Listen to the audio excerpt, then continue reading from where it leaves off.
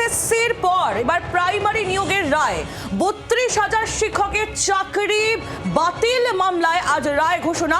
৩২,০০০ শিক্ষকের ভাগ্যে কি রয়েছে, তাদের চাকরি থাকবে না চলে যাবে?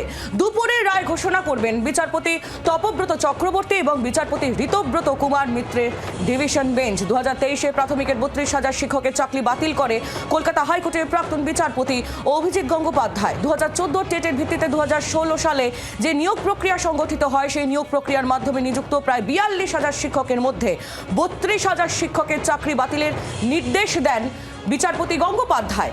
তারই আজ শুনানি রয়েছে, রায় ঘোষণা রয়েছে, আর মাত্র কিছুক্ষণ সময় বাকি। ৩২,০০০-এর ভাগ্যে কি রয়েছে তা জানা যাবে আর 2 ঘন্টারও কম সময়ের মধ্যে। নীলাঞ্জনা, একদমই দুপুর 2টোয় রায় ঘোষণা। ৩২,০০০ শিক্ষকের ভাগ্যে কি রয়েছে আজকে ডিভিশন বেঞ্চের রায় কি থাকে? কারণ একাধিক অভিযোগ ছিল, দুর্নীতির অভিযোগ ছিল, বেনিয়মের অভিযোগ ছিল, অ্যাপটিটিউড টেস্ট নিয়ে প্রশ্ন তোলা হয়েছিল। আর সেক্ষেত্রে যদিও পর্ষদ বা রাজ্য সরকার তারা কেউই দুর্নীতির অভিযোগ মানতে চায়নি, অনিয়ম হয়েছে এমনটাই বক্তব্য ছিল, কিন্তু দুর্নীতি বা বেনিয়মের অভিযোগ উঠেছে। আর একবার যদি আমরা দেখি যে ৩২,০০০-এর এই যে মামলা, সেই মামলার একটু যদি পিছনের দিকে যাওয়া যায় যে কেন এই মামলা করা হলো। 2014 সালে প্রাথমিক টেটের বিজ্ঞপ্তি প্রকাশ, এরপর 2015 সালের 11ই অক্টোবর পরীক্ষার ফর্ম ফিল আপ করেছিলেন 15 লক্ষ চাকরি প্রার্থী। এরপর 2016-র 14ই সেপ্টেম্বর ফল প্রকাশ হয়, শূন্যপদ 42,500 ছিল। 2017 সালে ফেব্রুয়ারিতে নিয়োগ প্রক্রিয়া শুরু হয় এবং তারপরেই যেমনটা দেখা যায় আইলি প্রিয়াঙ্কা নস্কর নামে পরীক্ষার্থী হাইকোর্টে মামলা করেন যে নিয়ম মেনে অ্যাপটিটিউড টেস্ট হয়নি। এই অভিযোগ যেরকম ছিল, দুর্নীতি এবং বেনিয়মের অভিযোগও ছিল। সব মিলিয়ে আজ হাইকোর্টের ডিভিশন বেঞ্চ কি রায় দেয় সেদিকে নজর রয়েছে প্রত্যেকের, গোটা রাজ্যের। আমরা এই বিষয়টা নিয়ে একটু জেনে নিই। আমাদের সঙ্গে অর্ণবাংশু নিয়োগী আমাদের প্রতিনিধি সরাসরি রয়েছেন আমাদের সঙ্গে। অর্ণবাংশু, আজ ৩২,০০০ শিক্ষক, তাদের ঠিক ভাগ্যে কি রয়েছে? তাদের চাকরি আছে না চাকরি চলে গেছে সেটা জানা যাবে আর মাত্র 2 ঘন্টার মধ্যে। অত্যন্ত গুরুত্বপূর্ণ এই রায়, যুগান্তকারী বলা যায়।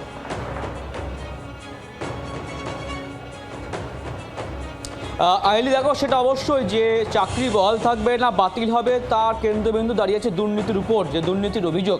কিন্তু প্রাথমিক পর্ষদ তারা বলছে এটা দুর্নীতির ব্যাখ্যা হতে পারে না, ক্ষমতার অপব্যবহার মানে হচ্ছে দুর্নীতির সংজ্ঞা নয়। এটা কিন্তু তাদের বিশ্লেষণ ছিল ডিভিশন বেঞ্চের কাছে, সুতরাং তারা কোনোভাবেই এটাকে দুর্নীতি বলতে চাইছে না। কিন্তু অন্যদিকে তারা বলছে এটা দুর্নীতি, কারণ অ্যাপটিটিউড টেস্ট না নেওয়া হয়েছে, না কেউ দিয়েছে, সেই জায়গা দাঁড়িয়ে একাধিক প্রার্থীকে প্রাপ্ত নাম্বার দিয়ে দেওয়া হয়েছে, তাহলে দুর্নীতি নয়। এটা ছিল তর্কের মূল বিষয়। আদালত বা সিঙ্গেল বেঞ্চ এর আগে একাধিক পরীক্ষার্থী এবং পরীক্ষক যারা পরীক্ষা নিয়েছিলেন তাদের প্রত্যেককে তারা ডেকেছিলেন, ডেকে বলেছিলেন আপনারা কি অ্যাপটিটিউড টেস্ট নিয়েছেন? তারা বলেছিল না। প্রার্থীরা বলেছিলেন আপনাকে দিয়েছিলেন? তারা বলেছিল না।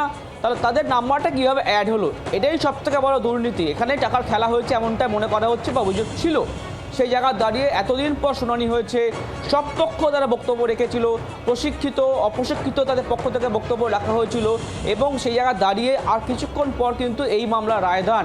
অর্থাৎ দুটি জায়গা হতে পারে, যে হয়তো চাকরি বহাল থাকবে এবং দ্বিতীয়ত চাকরি বাতিল হতে পারে। এবং আদালত এও মন্তব্য করেছিল মানবিকতার দিক থেকে যে যারা 5 বছর চাকরি করে ফেলেছেন আর 2 বছর যদি তারা চাকরি করে ফেলেন বা মামলা চলে, তাহলে কিন্তু এটা গ্র্যাচুইটি থেকে চলে গিয়ে যাবে। এতগুলো পরিবার আছে, আদৌ কি এদেরকে ছেকে বা বাদ দিয়ে কোনোভাবে কোনো ওয়ে আউট আছে, কোনো পথ আছে?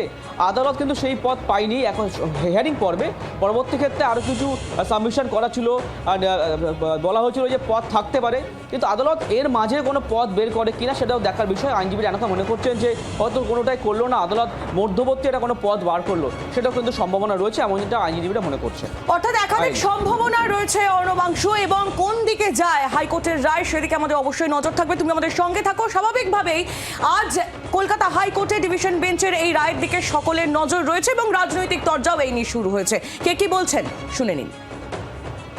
দুর্নীতি হয়েছে এখানে তৃণমূল কংগ্রেস কখনো অস্বীকার করেনি, কিন্তু বিরোধী দল যারা এই শকুনের রাজনীতি করছে, সুপ্রিম কোর্ট যেটা বলছেন না উনি সেটা বলছেন, সবার চাকরি বাদ দেওয়ার একটা খেলা চলছে। সিপিএম বিজেপি একসাথে হয়ে তারা চাইবে এই পশ্চিমবঙ্গে যাতে কোনো নিয়োগ না হয়, কোনো মানুষ যাতে চাকরি না পায়।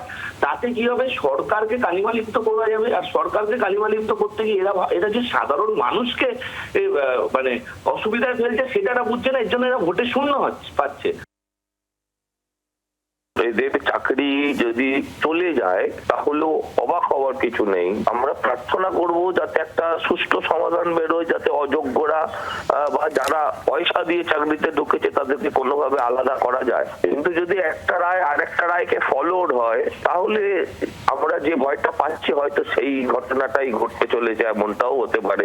এটা চলে গেলে পরে বিরোধী দলের রাজনীতি করতে সুবিধা হতে পারে।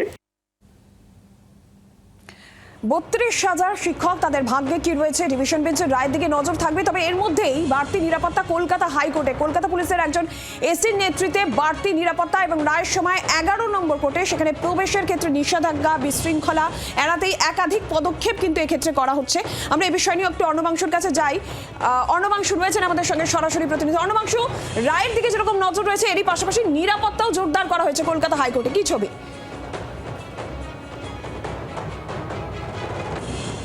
দেখো, অবশ্যই যেহেতু 32,000 সংখ্যাটা সেই জায়গা দাঁড়িয়ে প্রত্যেকের মাথায় একটা চিন্তা রয়েছে, বাদী বিবাদী প্রত্যেক পক্ষের কাছেই। হিয়ারিং পর্বে দেখতাম আমরা যে প্রতিটা কণা ভরে থাকতো। হাইকোর্টের যে 11 নম্বর কোর্ট, সেটা সব থেকে বড় কোর্টরুম, সেই কোর্টরুম ভরে থাকতো। আজকে কিন্তু আবারও অনেকে আসবেন এমনটা সম্ভাবনা রয়েছে। সেই জায়গা দাঁড়িয়ে বাড়তি নিরাপত্তা কলকাতা হাইকোর্ট চত্বরে রয়েছে। একজন এসির নেতৃত্বে একটা বাড়তি ফোর্স মোতায়েন করা রয়েছে, বিশেষ করে বি গেট, সি গেট, ই গেট এবং 11 নম্বর কোর্টের বাইরের দিকে কোনো বিশৃঙ্খলা, বাড়তি ভিড় যাতে না হয় সেই কারণে কিন্তু এই ব্যবস্থাপনা, এমনটাই পুলিশ সূত্রে খবর। তাই যখন রায়দান পর্ব হবে সেই সময় কাদেরকে ঢুকতে দেওয়া হবে, কাদেরকে দেওয়া হবে না, সেই বিষয়ে কিন্তু নির্দেশিকা জারি হবে কিছুক্ষণের মধ্যে। বাংলার আওয়াজ, বাঙালির আবেগ, জি 24 ঘন্টা।